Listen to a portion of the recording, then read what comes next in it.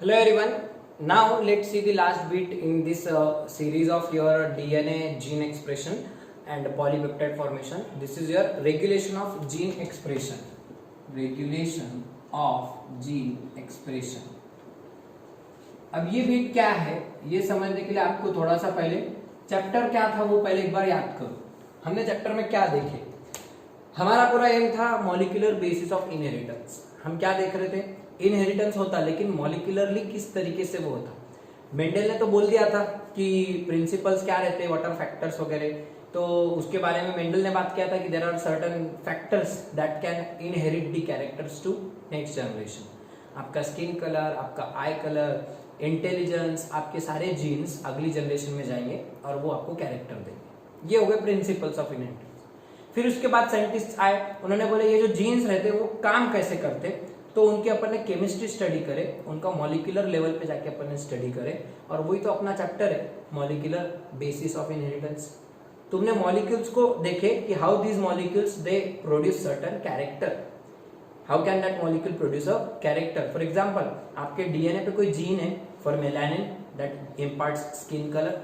That melanin is not produced by DNA. DNA first of all produces mRNA and that mRNA will produce DNA will produce mRNA or RNA and that mRNA will produce polypeptide. ये तो अपना क्या था, central dogma of molecular biology. Central कुत्ते की माँ थी, central dogma थी, राइट. इसमें होता क्या, डीएनए से तुम्हारा mRNA बनता और mRNA से पेप्टाइड बनता. That peptide will then produce the character. वो तुमको कैरेक्टर देगा. फॉर एग्जांपल स्किन कलर वाला मेलानिन प्रोटीन है, अगर वो पॉलीपेप्टाइड तो आपके स्किन कलर इंपार्ट करेगा. ज्यादा मेलानिन मतलब डार्क स्किन, कम मेलानिन मतलब लाइट कलर की स्किन, बराबर. सो इस तरीके से आपका डीएनए मतलब कोई जीन रहता, वो जीन पे से एमआरएनए बनता और एमआरएनए से फिर प्रोटीन बन के कैरेक्टर आता. और ये जो पूरी प्रोसेस है इसको बोलते हैं gene expression. This is called gene expression. What do you mean by gene expression. आपके जीन्स एक्सप्रेस होते, मतलब कोई ऐसा नहीं कि कोई गाड़ी में बैठे निकल गए, एक्सप्रेस नहीं हो रहे. एक्सप्रेस होना मतलब क्या, उस जीन ने अल्टीमेटली कोई प्रोटीन बना के कैरेक्टर तैयार करना. और वो तैयार होने के दो स्टेप्स रहते हैं, transcription and translation. Transcription and translation. और फिर आपके डीएनए से एमआरएनए बनता by transcription. That mRNA produces polypeptide by translation, correct. और फिर वो प्रोटीन जाएगा जो सही जगह वहां जाके डिपॉजिट होगा और आपको फिर वो कैरेक्टर प्रोवाइड करेगा. This full process is the first part of your chapter. Second part of your chapter. First part में अपन ने देखे थे structure of DNA, structure of RNA, types of DNA, types of RNA, formation of DNA मतलब replication तक देखे थे. Second part में अपन ने आरएनए, जेनेटिक कोड, बराबर, रिप्लिकेट, ट्रांसक्रिप्शन, ये सब चीजें देखे. और थर्ड पार्ट में मैंने तुमको बताया, सेकेंड पार्ट का एंडिंग का पार्ट था तुम्हारा एमआरएनए से पॉलीपेप्टाइड बनाना मतलब ट्रांसलेशन. ओके. तो अपन ने क्या करे, अपन ने ये चीज तो देख ली कि आपके जीन्स को एक्सप्रेस कैसे करने का है, how to express your genes. ये चीज तो अपन ने समझ ली. स्टोरी समझिएगा मैं क्या बोल रहा. How your gene is expressed. What do you mean by gene expression. Gene expression refers to the whenever a gene can produce a character by expressing in the form of a protein. By expressing in the form of a protein, this is called gene expression. अगर वो gene कोई protein नहीं बना पा रहा, means that gene can not express and you can not call it as a gene. वो gene express नहीं हो रहा मतलब वो प्रोटीन नहीं बना रहा, मतलब उसको जीन बोलने का ही नहीं. Okay. So you can produce the gene expression by formation of polypeptide. Okay. लेकिन अब ये जो जीन एक्सप्रेशन है ये कितना हद तक होना चाहिए, कब होना चाहिए, ओके, किस उम्र में, किस एज में कितना होना चाहिए, इस पर भी कुछ ना कुछ रेगुलेशन रखना पड़ेगा आपको, कुछ ना कुछ कंट्रोल रखना पड़ेगा आपको, बराबर. फॉर एग्जांपल अगर आपका स्किन कलर वाला जीन ले लिए, स्किन कलर वाला जीन, तो अगर वो फीटल स्टेज में, एम्ब्रियोनिक स्टेज में ही अगर एक्सप्रेस होना चालू हो गया, बहुत सारा मेलानिन सीक्रेट हो गया, तो फिर वो जो बेबी रहता बहुत डार्क कलर का बेबी अगर हो गया, फिर आगे की उम्र में तो फिर वो कितना ही बेचारे का कलर डार्क हो जाएगा, सोच सकते तुम अंधेरे में तो दिखेगा ही नहीं हो, बराबर. मतलब उसको रेगुलेट करना पड़ेगा तुमको, किसको, मेलानिन प्रोडक्शन को. लेकिन मेलानिन प्रोडक्शन कैसा कंट्रोल करेंगे, मेलानिन प्रोड्यूसिंग जीन उसको कंट्रोल करना पड़ेगा तुमको. उसको कंट्रोल करना मतलब उसके एक्सप्रेशन को कंट्रोल करना पड़ेगा, राइट। इसी तरीके से कई जीन्स रहते हैं, बोन्स की ग्रोथ कितनी होनी चाहिए, कौन सी उम्र में कितनी हाइट बढ़नी चाहिए, एक स्टैंडर्ड ये रहती ना, एक नॉर्मल सारे ह्यूमंस का एवरेज रहता ना कुछ। अगर कोई बच्चे की हाइट जन्म से बाकी बच्चों से ज्यादा ऊंचा निकलने लग गया, वो एक प्रकार की बीमारी हो जाती फिर, बराबर। कोई बच्चे की हाइट ही नहीं बढ़ रही, बाकी बच्चों के मुकाबले उसकी उम्र के बहुत बड़े दिख रहे और वो इतना साइज रह गए, मतलब यहाँ कहीं ना कहीं उसके जीन्स ठीक से एक्सप्रेस नहीं हो रहे, समझ रहा। तो इस तरीके से जीन्स का एक्सप्रेशन रेगुलेट करना पड़ेगा अपने को। जीन्स ने एक्सप्रेस कब होना चाहिए, कब नहीं होना चाहिए, ये सब चीजों को रेगुलेट करना मतलब is regulation of gene expression.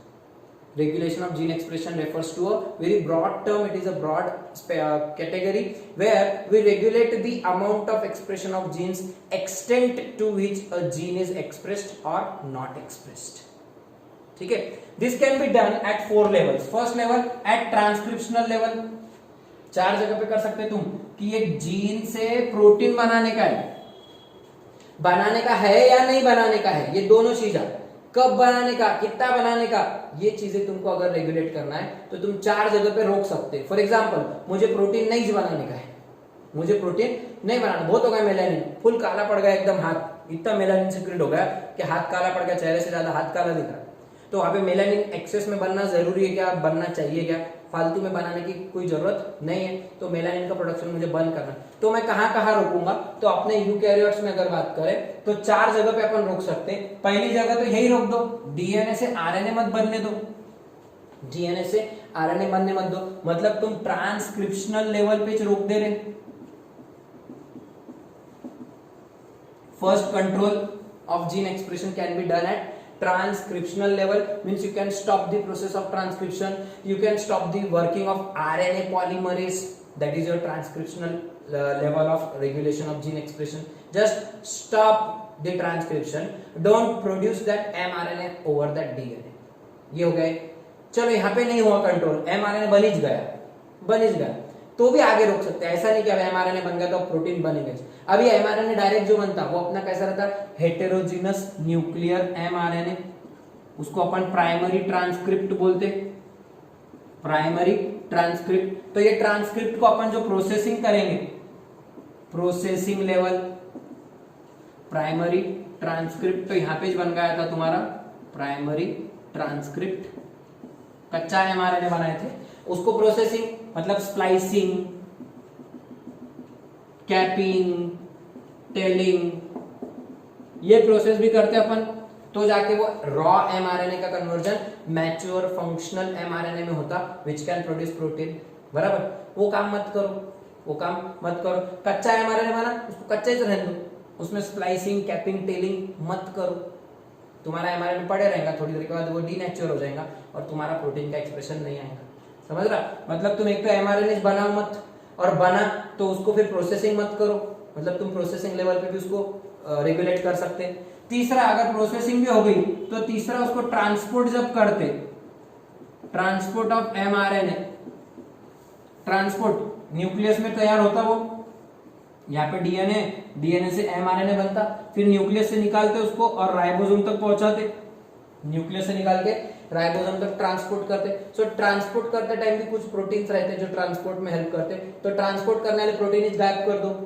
Transporting molecule से हटा दो, ट्रांसपोर्टिंग मैकेनिज्म से रोक दो, means you can stop the expression even at transport level. और अगर ट्रांसपोर्ट लेवल पे भी नहीं छोड़ा तो चौथा फिर रहता ट्रांसलेशनल लेवल, ट्रांसलेशनल लेवल, क्योंकि अब mRNA बन गया, अब ट्रांसलेशन स्टार्ट होगा, ओके। और फिर तुम प्रोटीन ट्रांसलेशन के टाइम पे रोक सकते, या तो राइबोफोलिन से तुम्हारे राइबोसोम जुड़ने मत दो, या एंटीकोडॉन्स या टीआरएनए आने मत दो, पेप्टिडिल ट्रांसफरेज हटा दो। कई मैकेनिज्म्स रहते जिससे तुम ट्रांसलेशन में भी जीन आरएनए बन गया वाला है लेकिन उसका एक्सप्रेशन आने से रोक सकते, प्रोटीन बनाना रोक सकते, ठीक है। मतलब तुम 4 प्रकार से, अगर तुमको प्रोटीन नहीं बनाने का है तो तुम कौन सी 4 जगह पे रोक सकते हो वो प्रोसेस को। सो पहले तो आरएनए मत बनने दो, मतलब ट्रांसक्रिप्शनल लेवल पे रोको, बन गया तो उसकी प्रोसेसिंग मत करो, प्रोसेसिंग हो गया तो ट्रांसपोर्ट मत होने दो, और ट्रांसपोर्ट हो गया उसका राइबोसोम पे तो फिर ट्रांसलेशन के बीच में उसको रोक के दे। So what are the 4 ways by which you can stop a gene expression by which you can regulate the gene expression at transcriptional level or at processing level or during transport or at translational level. समझ में चारों जगह पे कहाँ कहाँ रोक सकते तुम. अरे जिसको चैप्टर क्लियर होगा उसको स्टोरी समझ रहे मैं क्या बोल रहा हूँ.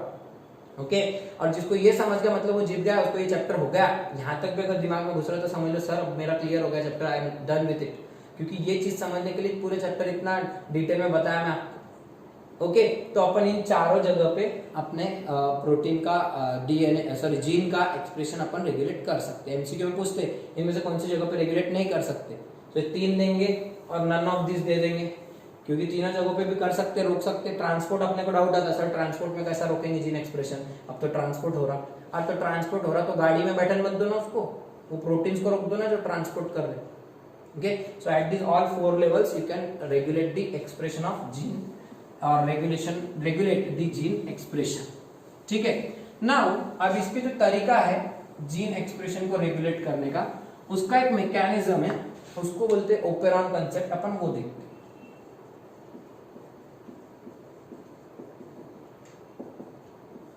Operon concept. ठीक है वही बीट चल रहा. Regulation of gene expression. What is operon? Operon is the cluster of genes having same or similar functions. Same or similar functions. एक ही काम करने वाले जीन्स, एक जैसा काम करने वाले जीन्स. ओके अब ये क्या है मैं तुमको एक थोड़ा सा एक प्रोसेस बताता पहले, फिर तुमको वो जीन्स कैसे काम करते हो प्रोसेस समझ में. क्या है ओपेरॉन वो तो अपन बाद में डिफाइन करने वाला हूं मैं, लेकिन कैसे काम होता वो देखते हैं. अब जो तुम्हारा एमआरएनए रहता है, पहले तो डीएनए. ट्रांसक्रिप्शन पे आ जाओ. ट्रांसक्रिप्शन किधर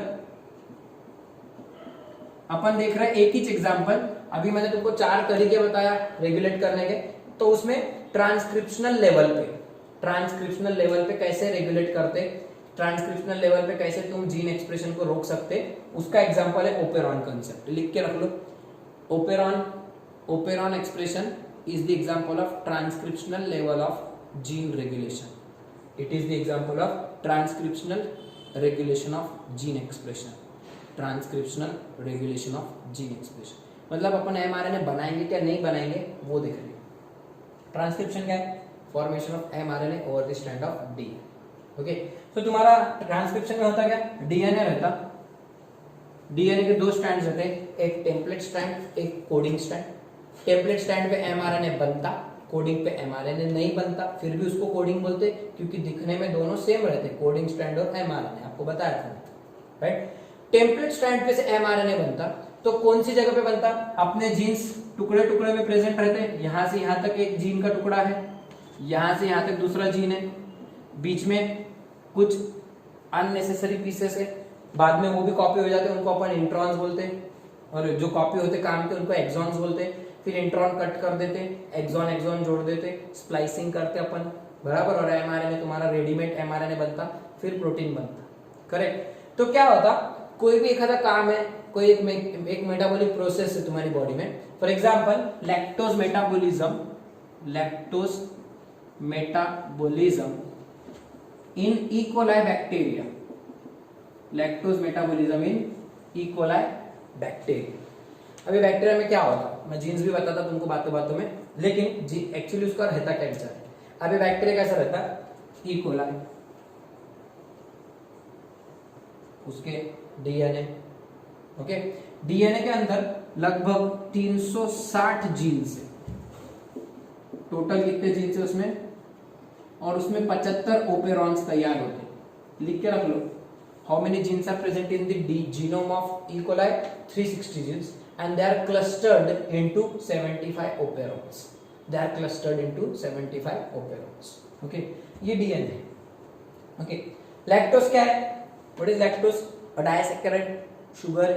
Disaccharide. शुगर का काम क्या रहता, शुगर खाते अपन, उसमें से एनर्जी रिलीज होती, और वो एनर्जी अपन एटीपी के फॉर्म में यूज करते, रेस्पिरेशन करते उससे, बराबर राइट. लेकिन ये बैक्टीरिया क्या करता, अब इसको लैक्टोज खाने को दिए तुमने, लैक्टोज मॉलिक्यूल. ओके तो लैक्टोज मॉलिक्यूल को वो नॉर्मली ठीक से नहीं खा सकता, क्योंकि अल्टीमेट सोर्स ऑफ एनर्जी सबके लिए कौन है?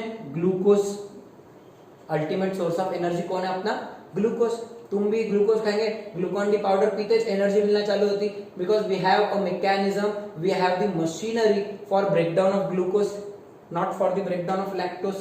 तो तुमको अगर खाने को दिए पहले ग्लूकोज दिए और लैक्टोज दिए, तो तुम प्रेफर किसको करेंगे? प्रेफरेंस किसको देंगे? ग्लूकोज। अच्छा, ये तुमने डिसाइड करते, तुम भले ही लैक्टोज खाएंगे लेकिन तुम्हारी बॉडी अल्टीमेटली लैक्टोज का कन्वर्जन ग्लूकोज में करेंगे। तुम और बैक्टीरिया भी वैसे करता है, उसको ग्लूकोज खाने दिया और लैक्टोज दिए, तो दोनों में से पहले क्या खाएंगे? वो ग्लूकोज। वो लैक्टोज खाएंगा भी नहीं, हाथ नहीं लगा, बोलेगा नको भाई, अपने को पचाना नहीं आता हो, जल्दी पचता नहीं मेरे पास। क्यों? Because we have the mechanism, we have the machinery for glucose metabolism. Glycolysis है अपने पास, लैक्टोलिसिस है क्या? ग्लाइकोलिसिस, बराबर। सो इसके लिए अपन प्रेफरेंस किसको देंगे? The simplest source of energy, that is your glucose. But if a case is there that glucose is not available as the source of energy, you are supplying you are intentionally supplying lactose. तुम intentionally क्या खाने को दे रहे हो उसको? Lactose. अब bacteria के पास पर्याय है क्या? कोई ऑप्शन है क्या? नहीं। बैक्टीरिया को क्या खाना पड़ेगा? चुपचाप लैक्टोज खाना पड़ेगा। तो इसके लिए उसको एक्स्ट्रा सेट ऑफ एंजाइम्स लगते, उसको कुछ एंजाइम्स लगेंगे। क्या एंजाइम्स लगेंगे? पहले तो एक स्टेप लगेंगे, lactose should enter the cell, lactose should enter the cell and this will require permease. पहला एंजाइम कौन सा है? Permease. What is the use of permease? Entry of lactose into the cell. Permission, permit करना, allow करना। So lactose will enter the bacterial cell with the help of permease enzyme, permease। अब enzyme बोलते protein है, बराबर। Protein है मतलब उसका gene होगा, बराबर, ठीक है, वो बाद में। परमेज, लैक्टोज अंदर आ गया, ठीक। But lactose can not be directly digested, lactose can not be directly hydrolysed, directly broken down. It should be first converted into glucose, क्योंकि ग्लूकोज के एंजाइम्स है अपने पास, हेक्सोकाइनेज है, बाकी के एंजाइम्स है। तो पहले क्या होता? Lactose is broken down. अब लैक्टोज का ब्रेकडाउन कैसा होता? Lactose is broken down, lactose क्या है? डाइसैकेराइड, उसका ब्रेकडाउन होता glucose plus galactose. Second step क्या है? Lactose metabolism. फर्स्ट स्टेप क्या है? लैक्टोज मेटाबॉलिज्म की entry of lactose with the help of permease. Second step, breakdown of lactose, hydrolysis of lactose, hydrolysis of lactose into glucose and galactose, into glucose and galactose in presence of beta galactosidase। कौन सा enzyme?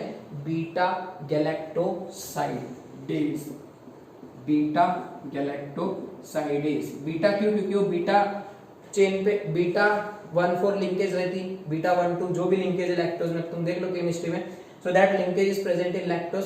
उसमें glucose और galactose molecules beta 1,6 beta 1,4 position पे जुड़े रहते और फिर वो बॉन्ड ब्रेक होता और फिर तुम्हारा ग्लूकोज अलग होता और इधर तुम्हारा गैलेक्टोज अलग होता, ठीक है। तो तुम्हारा लैक्टोज अंदर आ गया था, ये डीएनए हटा देता मैं, लैक्टोज अंदर आ गया, लैक्टोज का ब्रेकडाउन होकर क्या बना? Glucose plus galactose, glucose plus galactose तैयार हो गया। सेकंड स्टेप में मेटाबॉलिज्म के 2 स्टेप्स ध्यान में आए, ठीक है। Which enzymes are required for what, वो भी ध्यान में लेते चलो, क्योंकि अब बाद में वही बोलने वाला है वापस से मैं।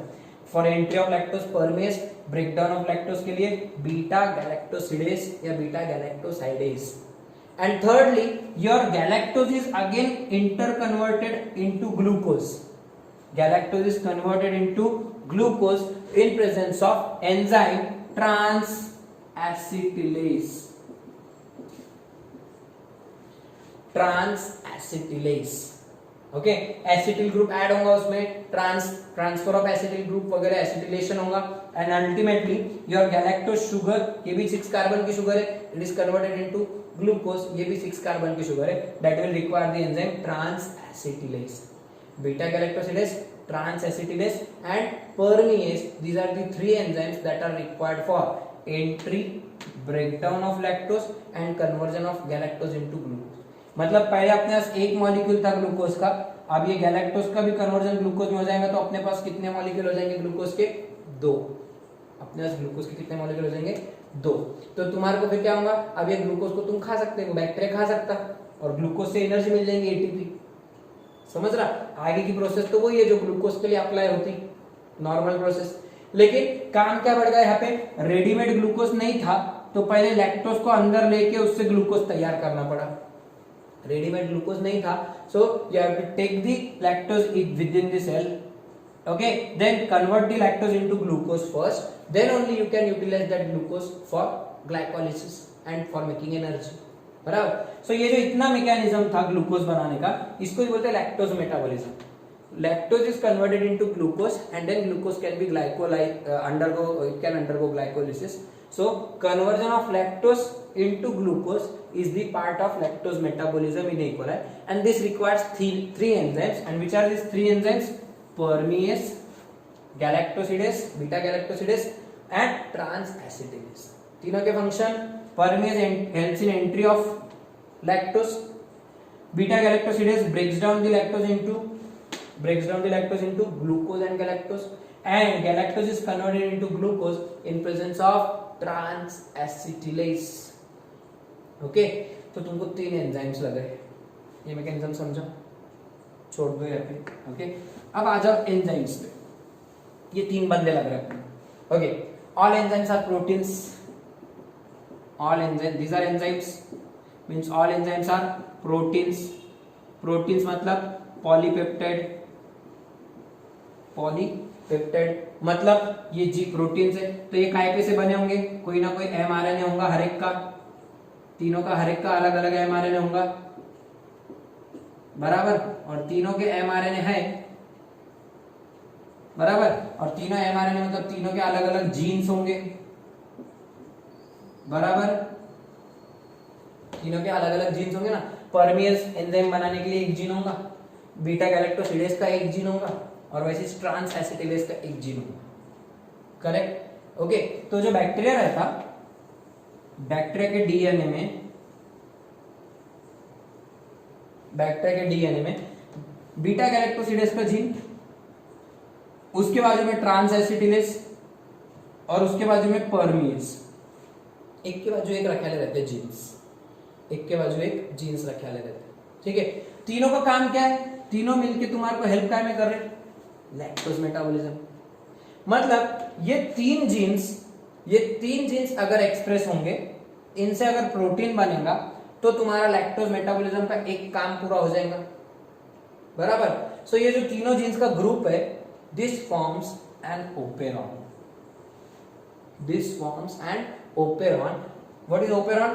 Cluster of genes, group of genes having similar function, having same function. तीनों का काम क्या है? सेम नहीं है, मालूम मुझे, अलग अलग काम कर रहे हैं, लेकिन अल्टीमेटली क्या काम कर रहे हैं? They are helping in same lactose metabolism. समझ रहा? So this cluster of genes that are having same function, they are involved in same function, they are involved in same metabolic reaction, so they form operon. Okay, for example, lac operon. For example, lac stands for not lac insect, it stands for lactose। ऐसे tryptophane operon, ऐसे कई operon रहते जिसमें कई सारे jeans रहते जो अलग अलग प्रोटीन्स बनाते, और अल्टीमेटली वो प्रोटीन्स, वो एंजाइम्स एक ही काम करते। तो इसके लिए ये जो जीन्स का क्लस्टर है, इसको बोलते हैं ओपेरॉन। प्रोटीन्स का क्लस्टर नहीं, cluster of genes having same function. Okay, so ये जो जीन्स रहते वो अरेंज कैसा रहते? वो अरेंजमेंट कुछ ऐसी रहेंगी। लैक ओपेरॉन कैसा रहता? ओपेरॉन, उसमें डेफिनेशन क्या रहती? सो आपका डीएनए है, मैं डीएनए को स्ट्रेट ड्रॉ कर रहा हूं, दिस इज योर डीएनए। अब ये जो आपका डीएनए, इसको डबल स्ट्रैंडेड डीएनए ऐसा ड्रॉ करा। ओके, अब वो टेम्पलेट कोडिंग बीडिंग जान दो, कुछ भी टेंशन नहीं रहेगा। अब आपको मालूम है एक जगह पे प्रमोटर साइट रहता, ओके, उसके बाद आपका स्ट्रक्चरल जीन रहता, बराबर, प्रमोटर साइट, स्ट्रक्चरल जीन और टर्मिनेटर, ऐसे 3 एमआरएनए में अपन ने बनाए थे। प्रमोटर रीजन, फिर स्ट्रक्चरल जीन और फिर टर्मिनेटल साइट, बराबर। Promoter is the site of binding of RNA polymerase, promoter is the site of binding of RNA polymerase, तभी जाके आगे के जीन का एमआरएनए तैयार होता, बराबर। तो क्या होता है, 3 जीन्स अपने को लगाने के, यहाँ पे 3 जीन्स, हाँ, ये आपका डीएनए है, ये डबल पट्टी, ओके। इसमें जीन्स देखो P I P O Z Y A, पिप्पो जेड वाई ए, पिप्पो Z Y A, P I P O Z Y A. अब तुम बोलेंगे सर पी तो प्रमोटर का समझ में आ रहा, ये आई क्या है, ओ क्या है, जेड वाई ए, ये कहां से है, बराबर है, राइट। अपन ओपेरॉन देखें, अपने को जीन रेगुलेट करने का है, जीन का एक्सप्रेशन आना क्या नहीं आना ये रोकने का है, ये देखने का है, ठीक है। तो मुझे जो 3 जीन्स है, they are your structural genes, they are here Z Y A. If this Z gene is expressed, ये जीन जेड है, इसका एक्सप्रेशन आया, मतलब क्या होगा, ये एक जीन है, इसका एक्सप्रेशन कैसा आएगा, अभी बताया जीन एक्सप्रेशन में क्या होता, इस पे एमआरएनए बन गया, और एमआरएनए से क्या बना, एक पॉलीपेप्टाइड बन गया, मतलब एक प्रोटीन बन गया, तो तुम्हारा बनेगा बीटा गैलेक्टोसाइडेज, ये प्रोटीन तैयार होगा जो एंजाइम का काम करेगा। क्या काम करेगा आप भी देखे अपन ने, ओके। सो ये जीन पे से एमआरएनए और एमआरएनए से बीटा गैलेक्टोसाइडेज प्रोटीन। वैसे वाई जीन का एक्सप्रेशन आया तो एमआरएनए तो बनेगा, और वो एमआरएनए से बनेगा परमीज, परमीज एंजाइम, और ए जीन के एक्सप्रेशन से एमआरएनए बनेगा, और वो एमआरएनए से बनेगा ट्रांस एसिटिलेज। समझ रहा क्या है, मतलब 3 एंजाइम्स बनाने के लिए 3 जीन्स, 3 एंजाइम्स बनाने के लिए 3 जीन्स। अब सीक्वेंस क्या याद रखने की, जेड वाई ए, तो ये सीक्वेंस के हिसाब से enzymes beta galactosidase, permease, transacetylase, BPT, BPT, beta का B, PT, beta galactosidase, permease, transacetylase, beta galactosidase, permease, transacetylase. Match the following में देते gene Z, gene Y, gene ए।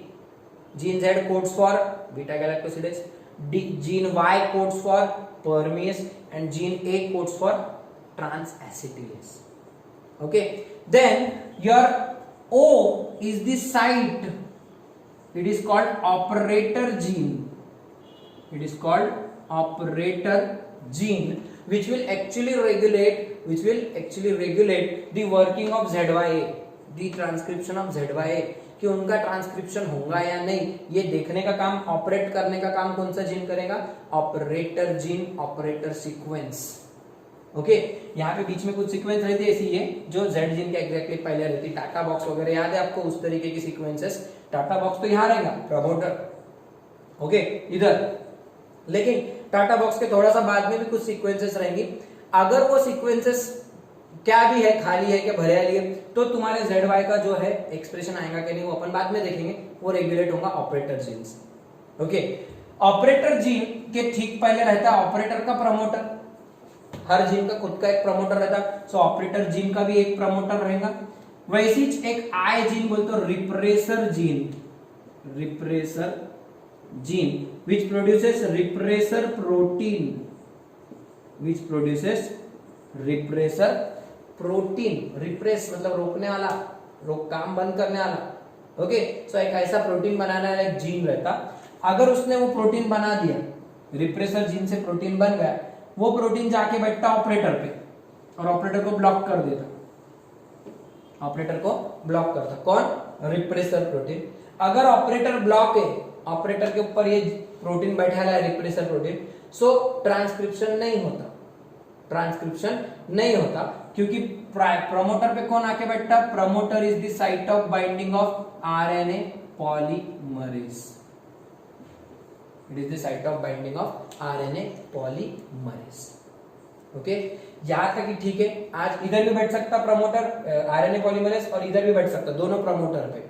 सो तुमको 4 प्रकार के जीन्स याद रखने के, बस आज के लिए बस नाम समझ के लो, इनकी वर्किंग मैं तुमको नेक्स्ट लेक्चर में बताऊंगा डिटेल में। अभी सिर्फ नाम क्या है, 4 प्रकार के जीन्स कौन से ओपेरॉन में, हर ओपेरॉन में 4 प्रकार के जीन्स रहते हैं, structural genes, Number one, structural genes, they code for mRNA or protein or polypeptide. They are actually structure producing gene, they produce some protein, structural genes. Operator gene, it decides whether transcription will occur or not. Okay. Then promoter gene, site for binding of RNA polymerase for transcription, site of binding of RNA polymerase for transcription. And a repressor gene which produces repressor protein that can bind to operator, and stop the expression, and it can stop the expression. So ऐसे चार नाम आज इतने च how this operon works, how the expression is regulated. Okay आप यहाँ तक एक बार फिर से देखो, थोड़ा सा रिवाइज करके, थोड़ा सा ये स्ट्रक्चर आपको ये कल पट्टी फिर से लगेंगी, स्टेट बोर्ड की टेक्स्ट बुक वगैरह एनसीईआरटी में आपको दिया है. So we will see how actually lac operon works. We'll see it in our next lecture.